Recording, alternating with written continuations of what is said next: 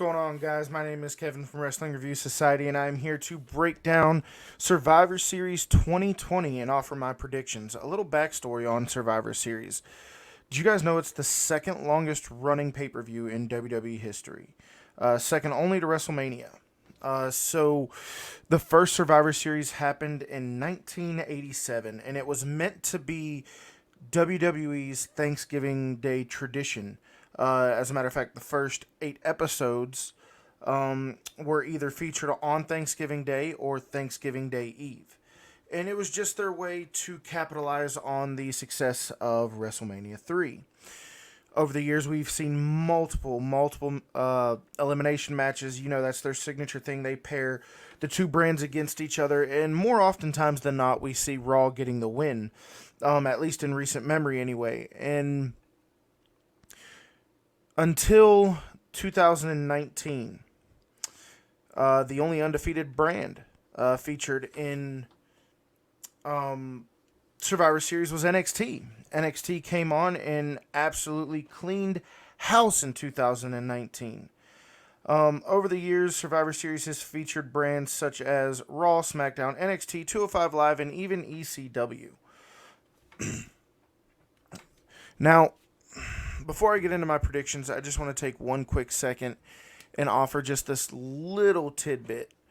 I was asked the other day what my favorite Survivor Series match was, or Survivor Series card, and it's a very, very easy yet very unpopular opinion.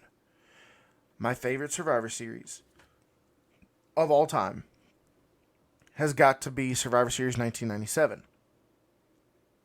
A lot of you wrestling fans are already poking your heads up and like, I know he didn't just say that. Yes, I did. And the match that instantly popped into your head is my favorite Survivor Series match of all time. The Montreal Screwjob. Now, let me explain. It wasn't my favorite because I feel like what they did to Brett was justified. Because I felt it was the right thing to do. It was nothing like that. When you look at it, and for those of you who don't know, the Montreal Screwjob is... It's the screw job. It's what you hear everybody talk about. Bret Hart versus Shawn Michaels for the WWF Championship. They didn't like each other. Neither one of them wanted to put the other one over. Bret didn't want to lose in Canada.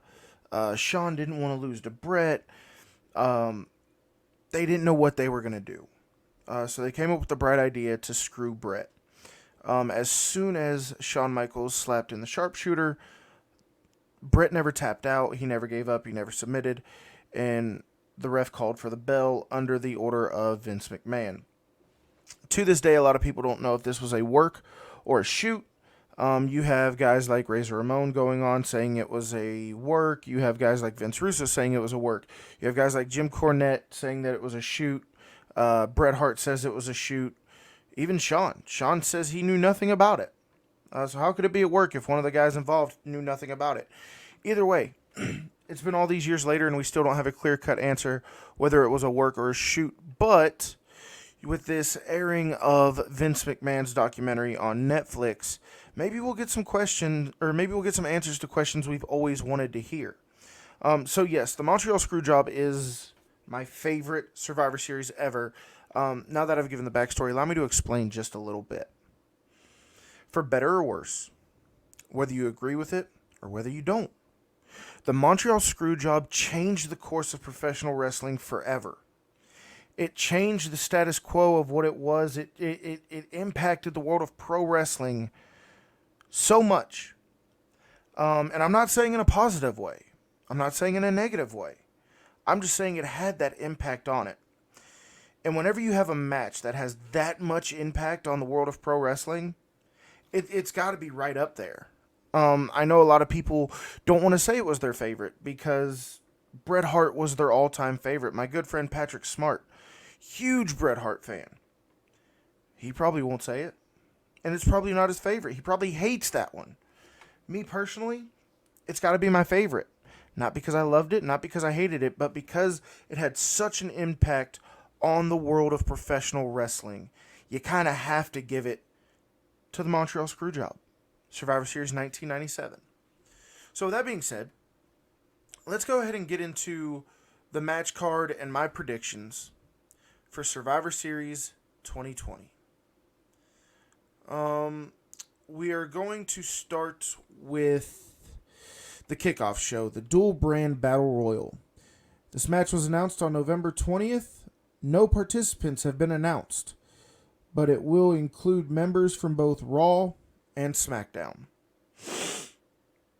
It's kind of hard to... First off, we know NXT is not going to be involved.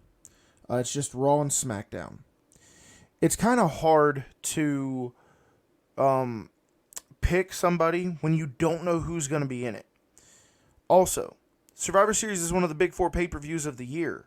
So if they're ever going to whip out surprises, if they're ever going to do something to shock you, shock the system, it's probably going to be on one of the big 4 pay-per-views, being WrestleMania, Royal Rumble, Survivor Series, or SummerSlam. So it's really hard to pick who I think is going to go over in this when I don't know who's participating. But let me just scroll up to the SmackDown team really quick, just to double check so I don't look like a complete idiot. The men's... Okay, see, I was going to say I would like to see Kevin Owens go over, but Kevin Owens is on the SmackDown Men 5-on-5 team. One person that I don't see, and I know he's not on here, is Daniel Bryan. I think Daniel Bryan's always that guy that you can plug into anything, into any storyline, and he can really take off with it and make it successful and kind of bring value to it, no matter where that's going to go. But, other guys that pop into my head, you have Aleister Black. We haven't seen him in a long time. But I can't help but think that if Lars Sullivan is in this match, he is going to go over. WWE has been pushing him. They've been putting him in segments. They've been giving him matches, promos that he's not good at. My personal feelings on Lars Sullivan is he shouldn't have a job. But I don't sign the checks. So I want to see a guy like Aleister Black go over, somebody who hasn't really got that main roster push yet. Has kind of slipped on the back burner. We've almost forgot about him in a sense. I know he recently asked to go back to NXT and he was denied. So I really want to see them use him because he's such a phenomenal talent. He can really do anything. And speaking of Aleister Black, the matches he had with Buddy Murphy in this last Friday, we saw Buddy Murphy versus Seth Rollins in a phenomenal match, possibly match of the night. I think Buddy Murphy would be a good guy to push moving forward. But I can't help but think that they're going to go with Lars Sullivan on this. And that's going to be on your guys' kickoff show. So moving right along, we have The Undertaker Final Farewell. The show was originally advertised as a celebration of the 30-year career of The Undertaker. So it already seemed a near guarantee that we will see him make an appearance during the event. Sorry, not the main event, but during the event. WWE has since confirmed that the event will feature an appearance by The Undertaker for his final farewell, seemingly ending his career officially, where it is all started 30 years later at Survivor Series with a semi-retirement. So I made a video not too long ago talking about The Undertaker, saying that I thought he was overrated. I think he's great. I think he's fantastic. I don't think he's as good as people make him out to be. And that's just my opinion. I've kind of been crucified for that opinion, but that's to be expected when you say something negatively about somebody who has contributed so much to pro wrestling. Has been in the business 30 years. He's been the highest of locker room leaders. Loved by everybody. I've never seen anybody say a bad thing about The Undertaker. So whenever I make an opinion that not a lot of people, or that goes against that, I expect to get backlash. So just really quick, if you saw that video, I was really just picking on a friend because he loves him so much. I was literally just cutting up with a friend. I love The Undertaker. Not as much as most people, and I don't think he's good as most people think he is. But The Undertaker's done a lot for pro wrestling. And pro wrestling wouldn't be where it is today without The Undertaker. So I'm really looking forward to seeing his final farewell. I hope it's everything he deserves, and he definitely deserves to go into the Hall of Fame, unlike the Bella Twins. What? I didn't say that. Yeah, I did. So moving right along, we have the United States Champion, Bobby Lashley, versus the Intercontinental Champion, Sami Zayn.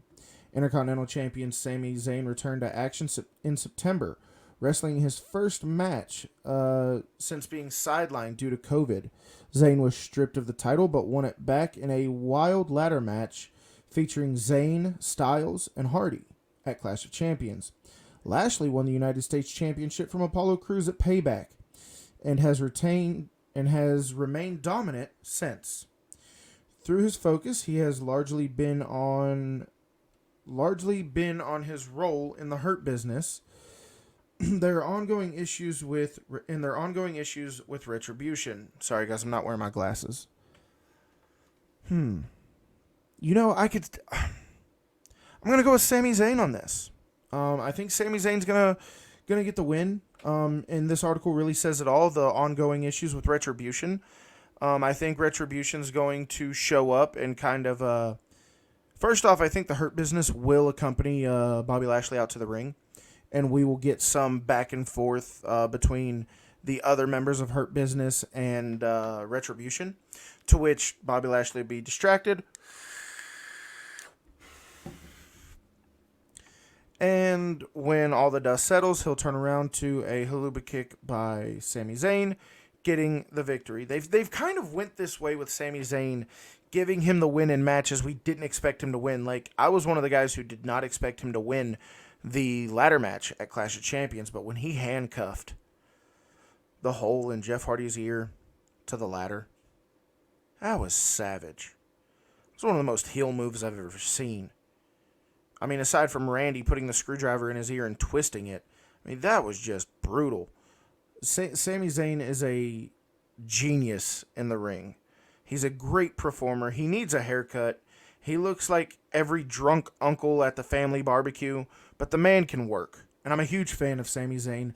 I think Sami Zayn's going to go over in this match with the distraction of Retribution. Next, we have the New Day as the Raw Tag Team Champions, taking on the Street Profits as SmackDown Tag Team Champions. Raw Tag Team Champions New Day, SmackDown Tag Team Champions the Street Profits actually switched brands in the recent WWE draft. The two teams then exchanged belts to align with their rightful homes on Raw and SmackDown. Assuming WWE doesn't somehow run a form... Wow, that's all messed up. So basically what this article is saying, like I said, guys, sorry I don't have my glasses on, but so these guys were actually opposite champions before the draft. The New Day were the SmackDown Tag Team Champions and the Street Profits were Raw. They were drafted to separate brands, and everybody was wondering what they were going to do with the titles, but it seemed fairly obvious. They were just going to meet up in the general manager's office or Adam Pearce's office, switch titles, which is exactly what they did. Which is exactly what they should have done. The Street Profits have had a very long reign as tag champions, yet lackluster. I hated what they did with the Viking Raiders, War Machine, the War Raiders, whatever you want to call them. I hated that. I hated the Viking Profits or whatever they called themselves. I absolutely hated that shit. When you have a team as dominant as the Viking Raiders, stop doing that goofy shit. But with this match, I think Street Profits are going to get the win. I think New Day's the better team. I think New Day deserves the win. But like I said, Street Profits haven't really done much since winning the title. I mean, yeah, they had that feud with Garza and Andrade. But they really haven't beat an established team. They don't really have that big win or that big check in the win column over an established dominant team. And I think this win over the New Day is kind of what they need. to establish themselves as good champions, not just paper champions. So I think the Street Profits will go over, even though I want the New Day to win. I think the Street Profits take this match. So that'll be 2 for SmackDown and none for Raw so far. Raw Women's the women's match. Raw Women's Champion Asuka versus SmackDown Women's Champion Sasha Banks. Another champion versus champion match, and one we've seen several times in recent months. Banks won the Raw Women's title from Asuka in July, only to have Asuka regain the belt at SummerSlam the following month. Banks then returned to SmackDown, where she eventually won the SmackDown Women's Championship from Bayley, who had been the longest reigning SmackDown Women's Champion in history, inside Hell in a Cell, and then defended the title successfully for the first time on the November 6th edition of SmackDown. Think about that. Sasha Banks is like a, 6-time, 7-time women's champion? This is the first time she retained a title. I remember watching on Raw her and Charlotte passing back and forth the Raw Women's title. Charlotte would win it on Charlotte would go in to the pay-per-view as champion. Banks would win it on Sunday. Charlotte win it the very next night on Monday. And they did that for a while, and I never understood it. But I was really happy to see that Sasha did retain. But one of the things that isn't talked about here is the recent fiasco with the newly rebranded Carmella. Not sure how I feel about it. I do like this edgier character. I do think she needed this character change to get away from what she was. You know, the Staten Island princess with Enzo and Cass, and then the stuff she did with R-Truth. Although the stuff with R-Truth was super entertaining, I think if she wants to be that main event talent, she's kind of got to break that mold. And I think this is what they're going to use to break that mold and finally solidify herself as an actual main event player in the SmackDown Women's division. I think there will be some kind of interference with Carmella, and Asuka gets the win, bringing the total score to SmackDown 2, Raw 1. After that match, I think Asuka takes the win. The Women's Survivor Series match for Team Raw. You have Nia Jax, Shayna Baszler, Lacey Evans, Peyton Royce, and Lana versus the SmackDown Women's team of Bianca Belair, Ruby Riott, Liv Morgan, Natalya, and Bayley. Just going off the matches, or just going off of who's in this match, I think SmackDown clearly has more talent on their team, better performers, more main event talent. I absolutely cannot stand Nia Jax. I think Shayna Baszler is amazing. Lacey Evans deserved a push a year ago. Why the hell did they break up Peyton Royce and Billie Kay? I know Vince is very big on Peyton Royce, but I still don't understand why they broke up the Iconics, and Lana's just a dumpster fire. And originally we were supposed to have, instead of Peyton Royce and Lacey Evans, we were supposed to have Mandy Rose and Dana Brooke. But now it would appear that Mandy Rose has been injured by Nia Jax. Now, a lot of people are saying it's shoot. A lot of people are saying it's work. What I will say about this is one of two things have got to be true. Either one, Nia Jax has injured Mandy Rose for real. This is her 20th wrestler she's injured. This is the second Survivor Series main event she has ruined due to her carelessness.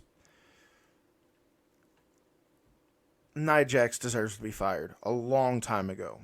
When she injured Becky, when she injured Sasha, when she injured Ember Moon, she injured Bayley, when she injured everybody. Io Shirai, or not Io Shirai, I apologize. Kairi Sane.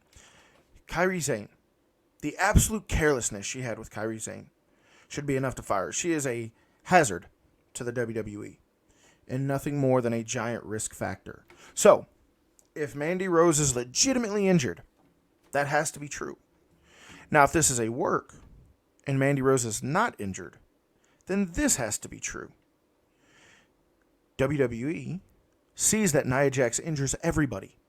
And they use this storyline, they use this little kayfabe injury because they know we're all going to believe it. Why will we believe it? Because Nia Jax sucks.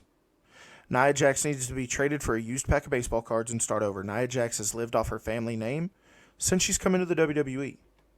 When you are that big and that powerful and you can manhandle just about any woman in the locker room, whether it be Raw, SmackDown, or NXT, and your finishing move is a leg drop, that tells me you're lazy and you can't do anything else. She can't do a Samoan drop without hurting somebody. She can't do a shoulder breaker without hurting somebody. Her buckle bombs are atrocious. Her work is absolutely awful. Her promos are the worst promos I've ever seen. And I mean that. Nia Jax is what's wrong with pro wrestling, and they continuously feel the need to put a title on her that she's not fit for. And no, that's not a big girl joke. That is a skill level and talent joke. Not even a joke, it's reality. She sucks. I don't know why they push her. I think she's doing nothing but dragging Shayna Baszler down. And Shayna needs to be by herself, Raw Women's Champion, destroying everybody in her path, just like she did in NXT. Be that female heel that we all want. In this match, with the treatment of Lana, and the way they have put her through 7,000 tables over the last 6 weeks, I picked Team Raw to go over, and I picked Lana to be the sole survivor in this match. It is very easy to think that they will use Powerhouse Bianca Belair, Ruby Riott and Liv Morgan, an established tag team together, and this new heel turn of Bayley, well, not new heel turn of Bayley, but this edgier side of Bayley to take out Nia Jax and Shayna. They will also gang up on Lacey, being the bigger, stronger female once those two are gone. And they're kind of going to forget about Lana. And that's when Lana's going to come in and do the classic roll-up pin. And she'll be the sole survivor for Raw, in my opinion. And that will bring the total record to 2 wins Raw, 2 wins SmackDown. Just my opinion. So, let's go into the men's Survivor Series match. The 5-on-5 elimination tag. Representing Team Raw, we have Keith Lee, AJ Styles, Sheamus, Braun Strowman, and Matt Riddle. Not Riddle. Matt Riddle. I don't know why they feel the need to mess with people's names so much. But, representing Team SmackDown, we have Kevin Owens, Jey Uso, King Corbin, Seth Rollins, and Otis. I think this will be Seth Rollins' last outing for a while. Becky is due in December. So I think this is going to be his way to ride off into the sunset. Just until the baby is born and taken care of and he can return. So I think this will be the last time we see Seth for a while. I like this dynamic they've been playing out with the Raw team. Nobody knows who the captain is. Everybody wants to be the captain. Constant fighting. And then you have this SmackDown team that's kind of flown under the radar. Really haven't had any issues. You have this new edge with Jey Uso. The always talented Kevin Owens. Always, always, always capable of delivering match of the night, Seth Rollins. As much as I love Otis, he's going to be the joke of the match. And then King Corbin, drop the King already. Go back to Baron Corbin. Go back to Lone Wolf Corbin. But you really haven't seen much between them. Just going with the flow pretty much. Which is why I think Raw will take this. I don't know who the lone survivor will be. I don't know if there will be. I don't know if it'll be a clean sweep. But I picked Raw to win. Bringing the total score to 3-2 Raw. So 3-2 Raw going into the main event. And then our main event, you have Roman Reigns, the Universal Champion representing SmackDown, taking on Drew McIntyre, the WWE Champion, representing Monday Night Raw. Here's where things get a little interesting for me. Like I said in the beginning, that Survivor Series is one of the big 4 pay-per-views of the year. It's the second longest running pay-per-view in WWE history. There's been a lot of surprises happen at the big 4. And so, with that being said, I'm going to pick Roman to win dirty. Obviously, he's the heel. McIntyre's the babyface. Heyman's going to be outside. Not that that really matters. We've seen Drew take out Brock with Heyman. But I do believe Jay will be there with him. I think there'll be some kind of distraction. And I think Roman's going to get the win dirty over Drew McIntyre. But here's where things get interesting for me. If you remember, not this past Friday, but the Friday before, we had Jay versus Drew McIntyre. And Jay kept saying, I'm going to beat him, I'm going to beat him, I'm going to beat him. And what did Roman say to Jay? He said, I don't care if you beat him. Make him understand.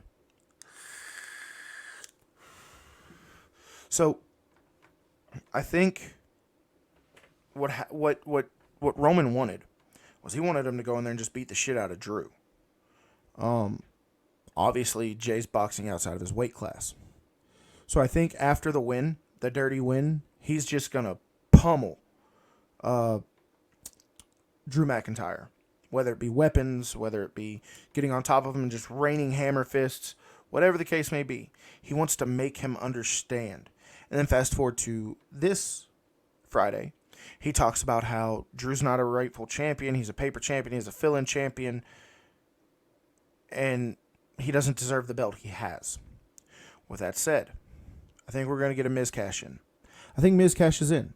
Roman's going to absolutely destroy Drew McIntyre after the match, probably with the help of Jay, kind of like a double team situation.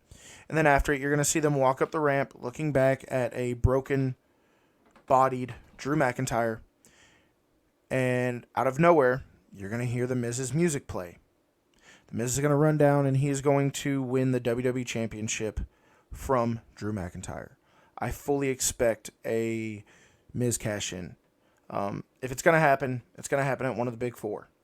We rarely ever see it happen on live TV. I mean, used to back in the day when it first started, Edge, Undertaker, CM Punk on Edge, even The Miz on Randy Orton, Dolph Ziggler. But I think they're going to do it here. I think it'll happen on Smack. This will be the biggest threat. This will be the biggest threat to Drew McIntyre until he crosses paths with The Fiend. So this is going to be his most vulnerable. This is going to be the time where he's the weakest, where it'll be the most opportune time for The Miz. And The Miz is well overdue for a push. I think they need to split up Miz and Morrison and let Morrison do his own thing. Maybe even have them split up and rival for the title. No, that's so overplayed. But anyway, I pick Roman to go over, ending Survivor Series 3-3.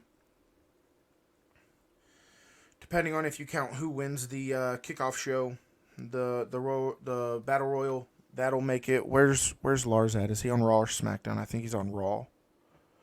But that'll give Raw the advantage, 4-3. And then Miz cashes in and walks out WWE champion. So guys, that is going to conclude my predictions for Survivor Series. I'm going off the match card that WWE posted literally 27 minutes ago. If I missed any matches, I apologize. Let me know in the comments section what you guys think is going to happen. Let me know your predictions. Let me know if you agree with me. Let me know if you think I'm full of shit. Either way, all feedback is great. Also, guys, be sure to hit that thumbs up button. It really goes a far way into helping the show grow, helping the page grow. And lastly, guys, as most of you know, we just celebrated 1,000 members on our YouTube channel, where one lucky person won 2 free championship belts out of my collection and a lot of other cool stuff. We're doing it again at 1,500 members. So share this video, share this channel, let all your wrestling friends know to come and subscribe. It is absolutely free. All you have to do is subscribe to the channel. Once you are subscribed, you're automatically eligible, and I don't care where you live in the world, whether it be inside the U.S., outside the U.S., it doesn't matter. As long as you live on this planet, I'm going to ship it to you absolutely free. So, another belt giveaway at 1,500 members. Invite all your friends. Let everybody know, because we're not going to give the belt away until we hit 1,500 members. From now until then, there'll be plenty of ways for you to get extra entries, earn extra spots. And so make sure you hit that bell to stay notified, because right here on these live videos is where I give out all that information.